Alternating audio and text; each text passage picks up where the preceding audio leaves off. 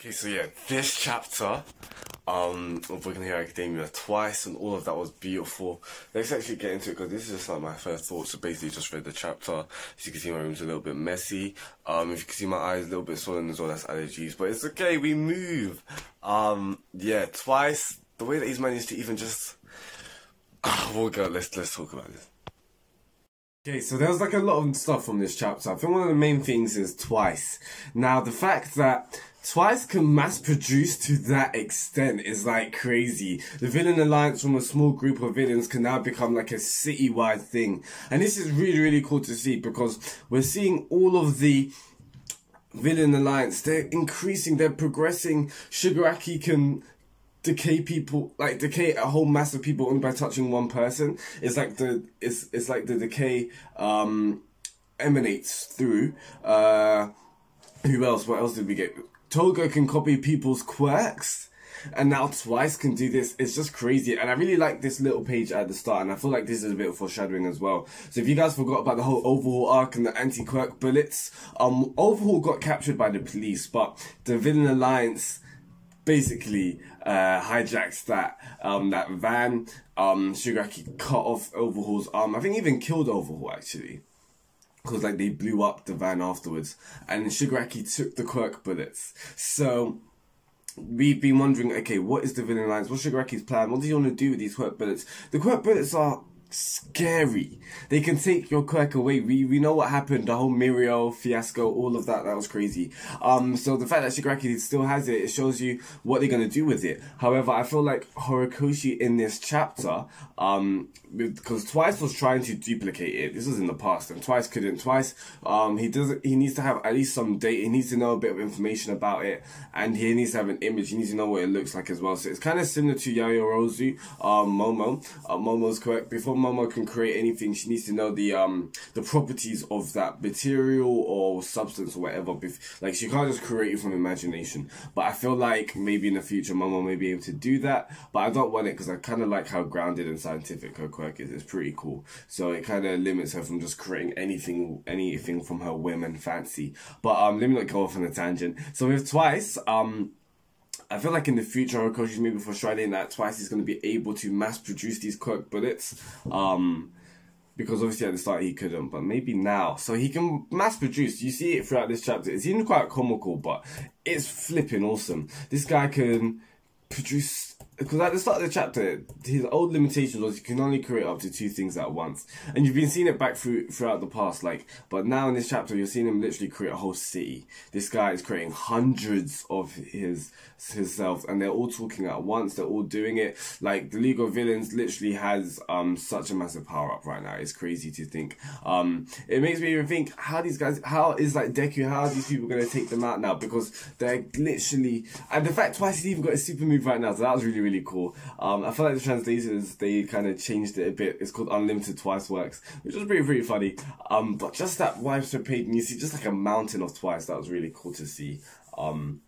Now, other than that, in this chapter, I want to talk about Apocrypha. We finally get a name on this ice guy. Now, the whole Dabi theory, yeah, I don't know. I think I said like last review or a couple of videos back, is it a red herring? If you think so, let me know in the comments below what you think about that. But also what you think about the whole Twice. What do you think is going to happen with Twice and the fact that he can mass produce? Because you do see in this chapter, like obviously the clones do kind of get taken out a bit, but Twice has gotten way much stronger. So let me know your thoughts about all of that as well. But yeah, no, with Apocrypha, so we find out his name and whole red herring. I don't know do you guys think about that? Do you guys think this is a whole red herring and Dabi's not an Endeavor's child? I feel like there's too many signs to ignore it now, like especially from this chapter and the fact that the heat literally burns him. I just felt like that was just an oblivious callback to Endeavour fighting what's his name? Literally it's on the tip of my tongue. What was that Nomi's name called? Not one. Damn. High End? I think it's High End. Literally Endeavour fighting High End. Endeavour's quirks was literally like his fire was literally burning him. So, and you see it in like Dabi as well. So it's kind of interesting to see that. And now you could argue that's probably Horikoshi kind of hitting it at us again. I'm hoping so, but like yeah, Dabi's reaching a limit right now, and the fact that his flames are even hotter than Endeavour. Dabi's flames are blue. Endeavour himself, I believe, said it, or someone else said it. Like these are hotter than Endeavour's flames. So like his body is in danger right now, and Apocrypha's quirk is just crazy. And Apocrypha said something which is really interesting, which I want to talk about, but we'll get to that in a second. So with Apocrypha, the way that he can manipulate ice. So his limitation, there's no limits to the amount of ice he can create. So let's say he's in a battle and he gets some ice from a storm that runs out. He can literally go into the water pipes. He can send ice down, control the temperature of that, making it freezing it so he can get a massive amount of ice. So that's just crazy to see. Apocrypha really shows you he's just like an overpowered Todoroki just using the eyesight. Now, I don't think this is possibilities of what Todoroki can do, because I don't think Todoroki can control and manipulate ice like Apocrypha, but it's an awesome variation of ice, just controlling that quirk. So it's really, really hyped to see that as well. Now, Compress says something in this chapter about is Apocrypha going to fight Gigantomachia. Now, probably so. We see him at the end of this chapter come out, so it's going to be crazy what this guy's going to do. He's going to come and take out everything. I feel like Redestro's going to probably step in. I don't know, because I don't know if Redestro's the kind of guy to get his hands dirty. Well, he did literally how he killed his assistant. But I don't know if he's the kind of guy to literally go on the front lines. I doubt it, by the way, how this is like a cult kind of thing. And he's like the savior, like the master. I doubt he's going to go like on the front lines with his people. Highly, highly doubt that. But other than that, Apocrypha said something. And he said that the society that we're making, the strongest will be at the top, or he said something like that. Let me just find that page. The ultimate goal of the Liberation Army is to establish a society where your social status is determined by the strength of your special ability. It really reminds me of Black Clover, because like Black Clover, the amount of magic and mana you have, yeah, like you're royal basically, or like you'll be a strong magic knight kind of thing. So this is the society that they're trying to create. And it's kind of interesting to see them say that to Dabi, because if we're going to go along with the theory that Dabi is Endeavour's son, he said basically like if you don't have a strong special ability, you can't live. And this is basically Endeavour. This was what it was. It was Endeavour's kind of creed. He was just like, you need to be strong to surpass All Might. That's all he cared about. That's why he had so many children, because he wanted his kids to be stronger than him, therefore stronger than All Might.